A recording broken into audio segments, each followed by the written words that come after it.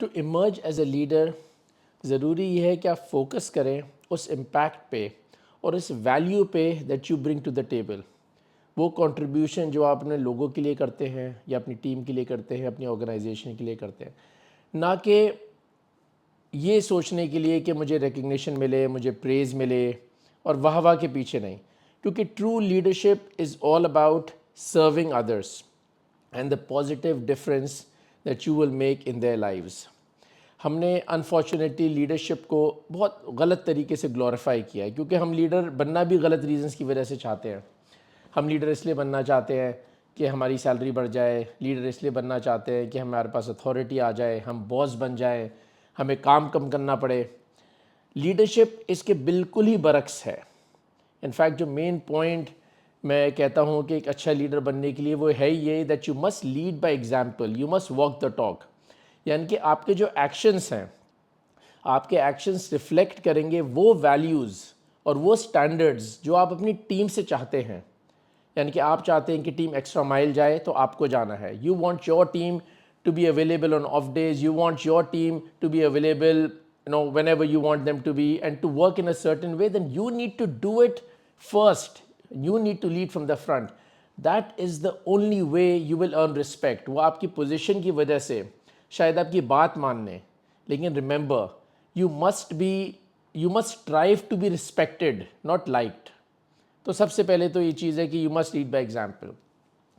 دوسری چیز یہ کہ آپ کے بیہیویئر میں کنسسٹنسی ہونی چاہیے. You must not blow hot and cold. یہ اکثر میں لیڈرس میں دیکھتا ہوں, آج جس بات پہ خوش ہیں 2 دن کے بعد اسی بات پہ ناراض ہیں. تو ٹیم اس میں کنفیوز رہتی ہے.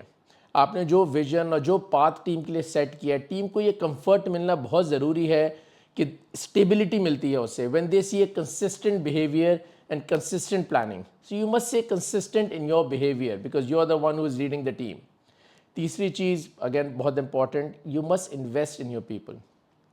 یاد رکھیں ایک لیڈر کی لیگیسی جو ہے نا, وہ اس سے ڈیفائن نہیں ہوتی کہ اس نے کتنی کامیابی حاصل کری, بلکہ اس سے ڈیفائن ہوتی ہے کہ اس نے کتنے لوگوں کو کامیاب کیا.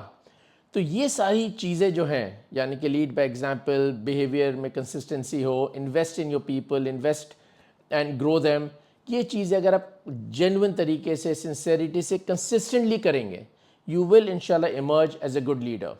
بٹ آپ کا آبجیکٹو واہ واہ یا پریز اور ریکگنیشن نہیں ہونا چاہیے. Leadership is not about universal acclaim. دنیا کے بڑے بڑے لیڈرز ہیں, ان کو دنیا نے نہیں مانا. مارٹن لوتھر کنگ کو مار دیا, اندرا گاندھی جیل میں رہے, پھر اسیسینیٹ کر دیا. نیلسن منڈیلا 27 سال جیل میں رہے.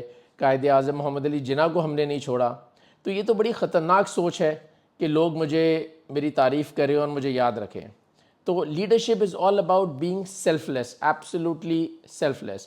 لوگوں کو خوش کرنا آپ کا کام نہیں ہے, اپنی ٹیم کو خوش کرنا آپ کا کام نہیں ہے, اپنے ٹیم کے لیے ٹھیک ڈیسیشنز لینا آپ کا کام ہے. جس طرح پیرنٹس بچوں کے لیے ڈیسیشن لیتے ہیں, وہ اس وقت تو شاید ان کو سمجھ نہیں آتے, تھوڑے دنوں کے بعد سمجھ آتے ہیں کہ ہمارے پیرنٹس نے ہمارے لیے اچھا کیا تھا. لیڈرشپ بھی یہی ہے.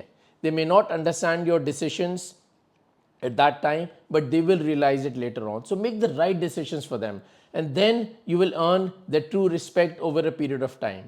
Recognition جو ہے نا ایک نیچرل بائی پروڈکٹ ہے جینوئن لیڈرشپ کا. تو وہ that will inshallah come with time if you follow these steps inshallah. And I hope it answers your question. Thank you.